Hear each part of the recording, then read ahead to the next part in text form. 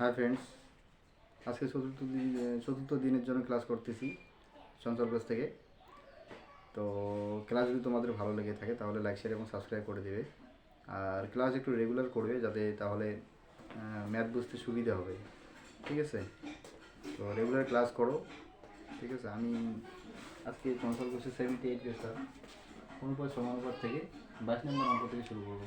ঠিক আছে, ক্লাসটা একটু মনোযোগ সহকারে সবাই দেখবে, তাহলে যে কোনো ম্যাথ পারে। কারণ একদম বেসিক থেকে শেখাচ্ছি, তো একটু ভালো করে শিখবে। কি বলছে দেখো তো, দুটি সংখ্যার অনুপাত হচ্ছে 8:5। বৃহত্তম সংখ্যা ক্ষুদ্রতম সংখ্যা অপেক্ষা 27 27 বেশি হলে সংখ্যা দুটির যোগফল কত?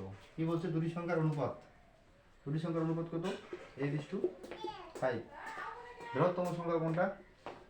8। ক্ষুদ্রতম সংখ্যা কোনটা? 5। আচ্ছা, তো কি বলছে, বৃহত্তম সংখ্যা অপেক্ষা ক্ষুদ্রতম সংখ্যা কত? বৃহত্তম সংখ্যা ক্ষুদ্রতম সংখ্যা অপেক্ষা 8 থেকে 5 বিয়োগ করলে কত পাই আমরা? 3 পাই নাকি?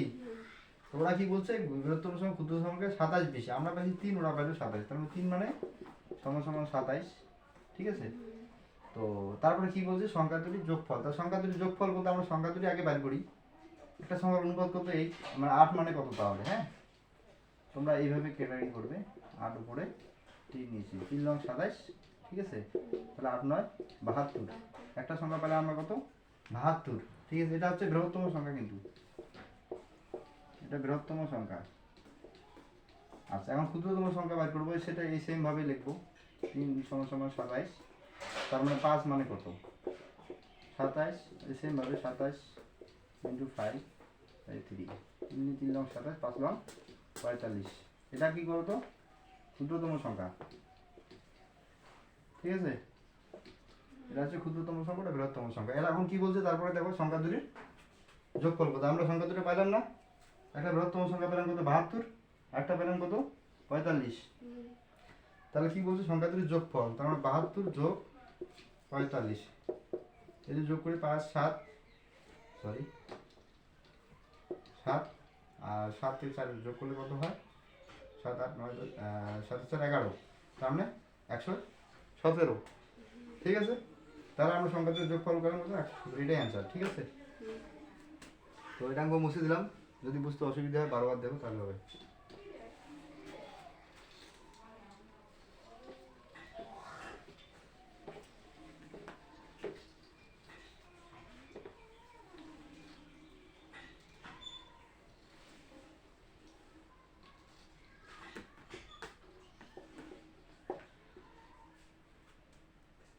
আচ্ছা, নেক্সট হচ্ছে 23, 23 নম্বর অঙ্ক।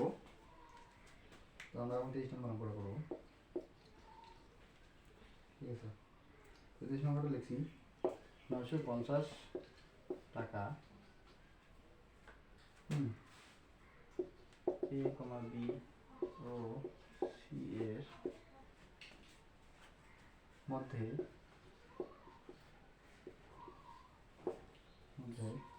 5 3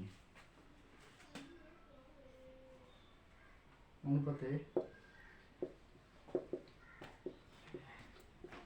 ভাগ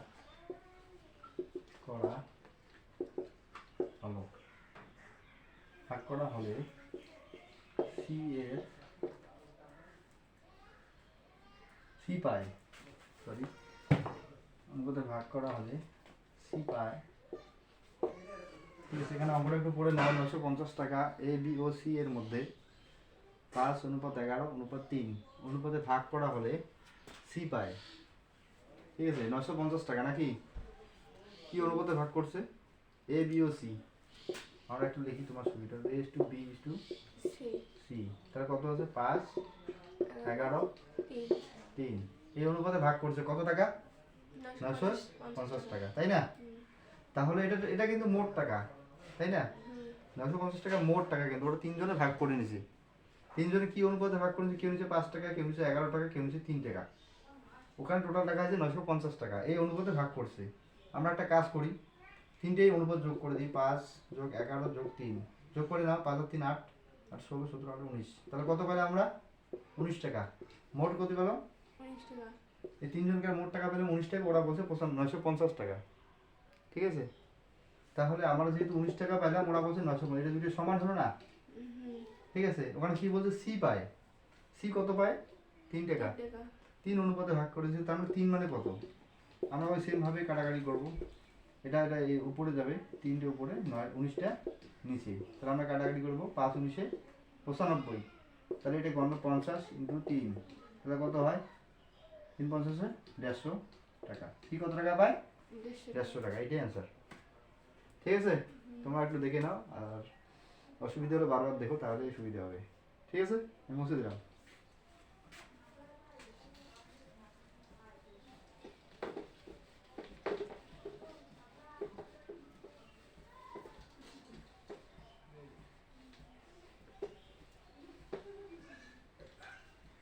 আচ্ছা, এরপর হচ্ছে 24 নম্বর কোশ্চেন। 24টা একটু করে দিচ্ছি, দেখো। 24টা হচ্ছে 2200 টাকা। 2200 টাকা। ঠিক আছে, এ বি ও সি এর মধ্যে এমনভাবে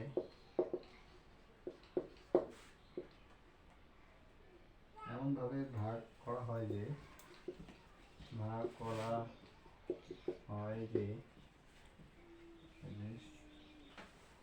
S2B 3:4, A:3 সমান 3:4,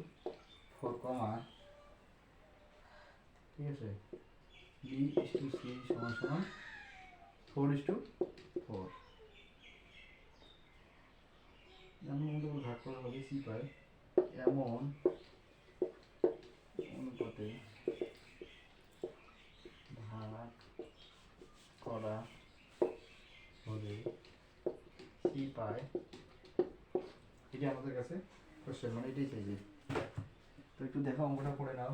2200 টাকা, 2200 টাকা এ বি ও সি এর মধ্যে এমনভাবে ভাগ করা হয় যে A:B হচ্ছে 3:4, B:C সমান 4:4। এমন অনুপাতে ভাগ করা হলে সি পায়, মানে অ্যান্সারটা কি চাইছে? সি কত টাকা পায়? টোটাল কত টাকা বলো তো? টোটাল হচ্ছে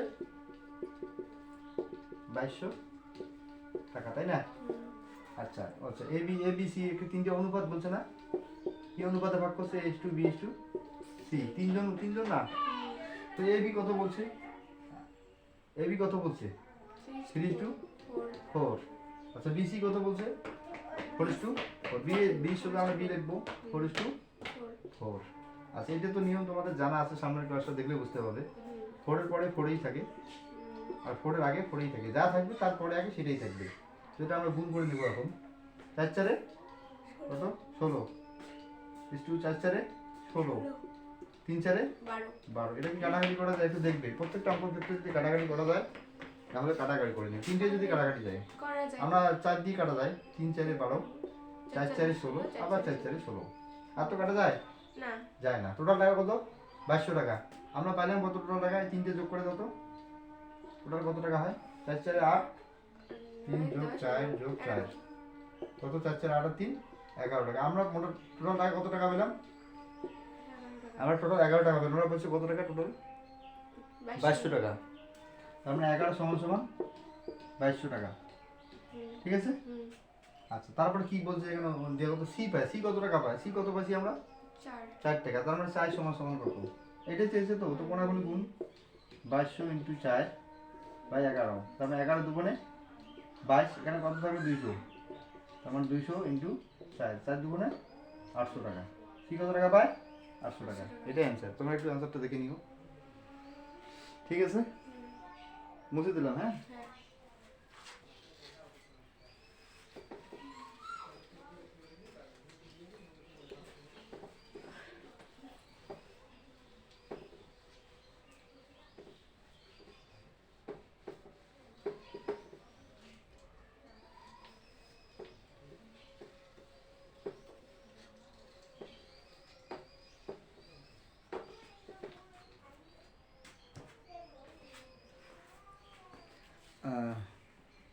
ঠিক আছে বন্ধুরা, তাহলে আজকের জন্য ক্লাস এই পর্যন্তই। নেক্সট ভিডিওতে দেখা হবে এবং নেক্সট ভিডিও নেক্সট অঙ্ক করাবো, ঠিক আছে। আর একটু চ্যানেলটা সবাই দেখবেন আর একটু লাইক শেয়ার এবং সাবস্ক্রাইব করে দিবেন, ঠিক আছে। আর অল নোটিফিকেশনটা অন করে দিবেন, তাহলে ফার্স্ট টাইম আপনার মোবাইলে এই ভিডিওটা চলে যাবে। ঠিক আছে, থ্যাংক ইউ।